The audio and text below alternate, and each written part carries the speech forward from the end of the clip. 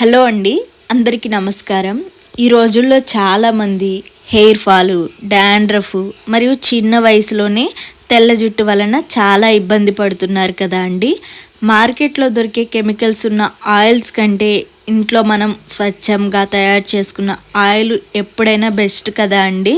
So అందుకోసమే నేను న్యాచురల్గా ఆయిల్ అయితే ప్రిపేర్ చేస్తూ ఉన్నాను. ఇక్కడైతే నేను ఈ న్యాచురల్ హెయిర్ ఆయిల్ మా ఇంట్లో మా అమ్మమ్మ నానమ్మ వాళ్ళు చెప్పిన పద్ధతిలో తయారు చేస్తున్నానండి.